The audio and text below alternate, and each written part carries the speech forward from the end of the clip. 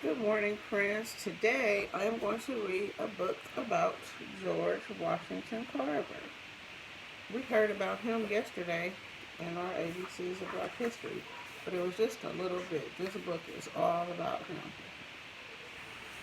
Well, not yesterday, that was Monday. Who was Carver? George Washington Carver loved studying plants. He showed farmers how to grow sustainable crops that helped them farm better and eat better.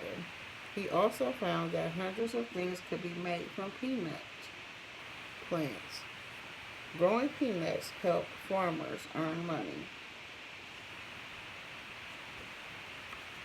This is a painting of George Washington Carver. It says this painting was made in 1942.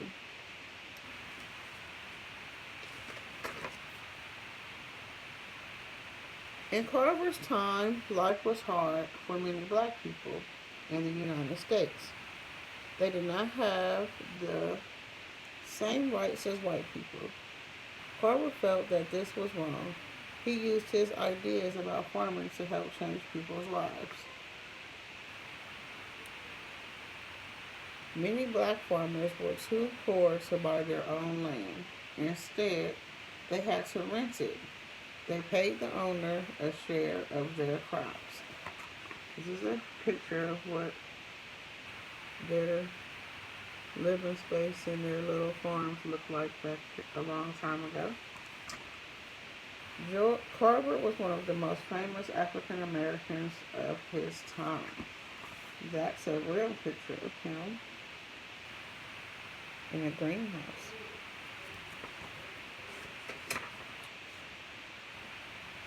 George Washington Carver was born on a farm near Diamond, Missouri, USA. Most people think he was born around 1864. No one knows for sure, but we do know he was born a slave. Back then, slaves were often given their owner's last name. George's owners were Moses and Susan Carver, so his last name was Carver too.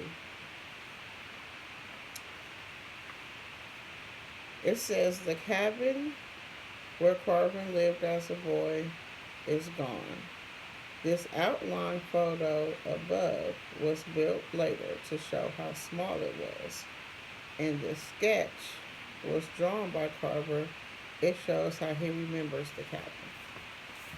So this shows you how small his cabin was that he lived in, and this shows you what he remembers it looking like.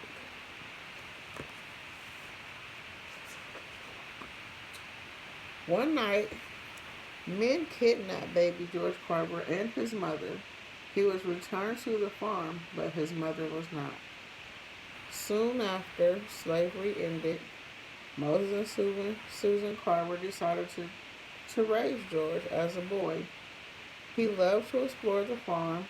He collected rocks. He grew a garden, and he asked lots of questions. George Carver says, when I talk to the little flower or to the little peanut, they will give up their secrets. That's a quote from George Washington Carver. This statue shows Carver as a boy. It stands at the George Washington Carver National Monument in Diamond, Missouri. This was the first national monument to honor an African American. There is the statue of him when he was probably about 10.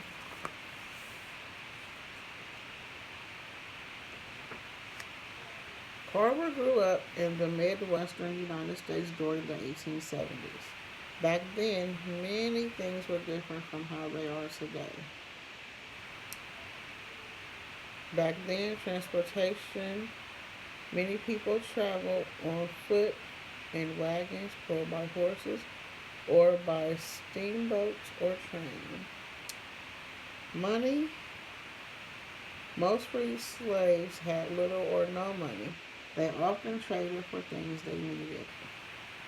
Few people shopped in stores for food. Instead, they raised farm animals. They also grew fruits and vegetables to feed their families. Children went to school in one-room schoolhouses or even old barns.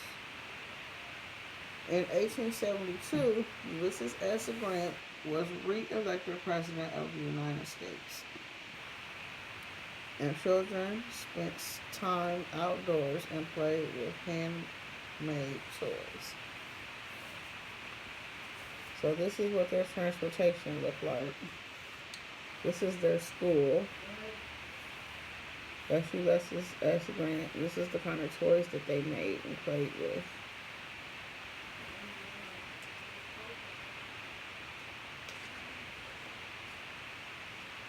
Carver loved to learn, but in his town, black children could not go to school. Carver learned to read at home. He had only one book. My soul thirsted for an education were his words. Carver wanted to learn more. At around age 13, he left home. He lived with a black family in a nearby town. There, he went to a school for black children.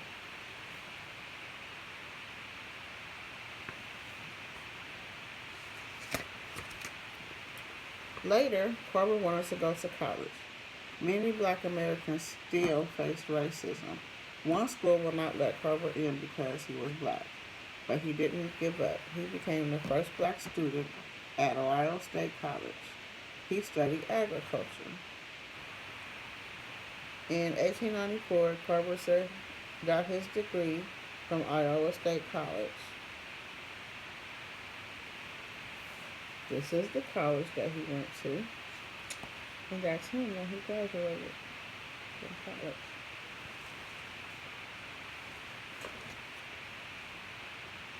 Carver grew up on a farm with horses, cattle, honeybees, and wheat crops.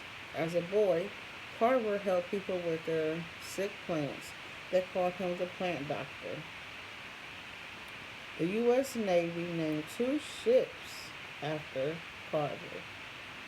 Carver added Washington to his name because another George Carver lived in his town.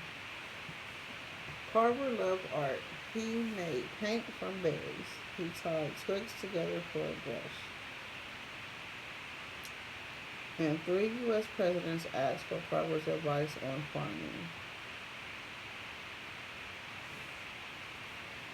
This is a picture of Carver meeting Franklin Delano Roosevelt.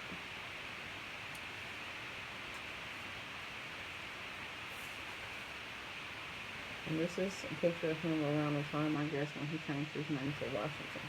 He didn't want to have the same name as someone else. After college, Carver became a teacher. He worked at a school in Alabama called Tuskegee Institute.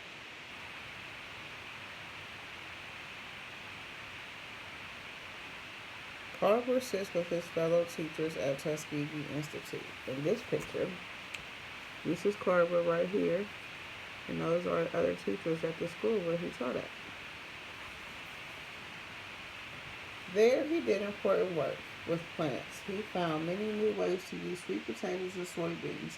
He invented hundreds of new things such as paints, plastics, and dyes. Carver taught in his lab at Tuskegee Institute in 1906. This is his lab, and those are some of his students.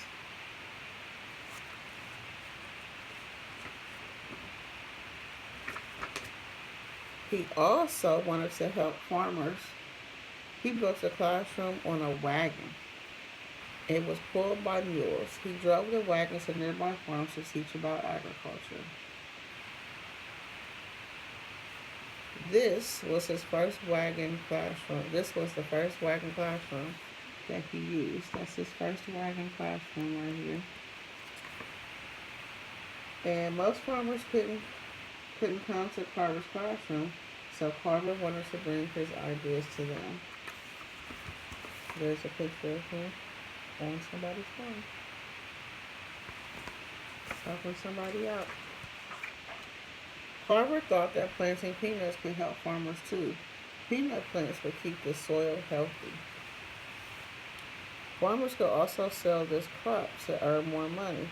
Carver had found more than 300 ways to use peanut plants. They could be turned into glue, medicine, gasoline, and even paper. Car- Carver said a massage with peanut oil can help a sick person. The oil was sold in bottles like these.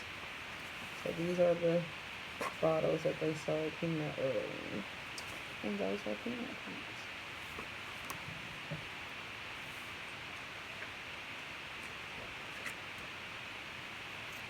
Carver traveled. He gave speeches about farming. He spoke about peanuts. He also spoke about treating all people fairly.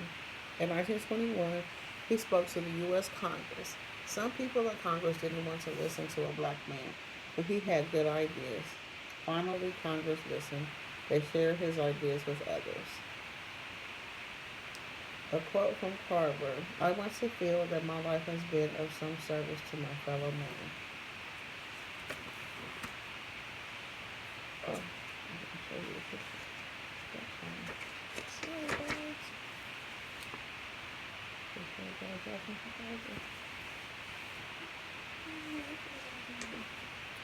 Carver died in 1943. He was around 79 years old. Carver's hard work helped many people. His ideas helped poor farmers have better lives. His story shows the power of learning and helping others.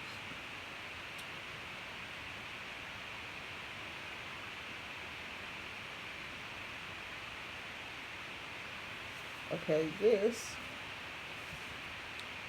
is the museum that's in Missouri. And he became, they put his picture on a stamp in 1998. 32-cent stamp.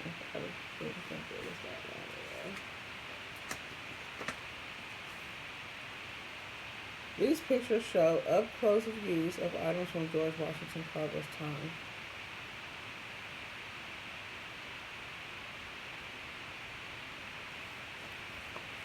These are the peanuts. This is one of the boats that was named after him. That's the mule that he used to carry his farm. That's the berries he used to make paint.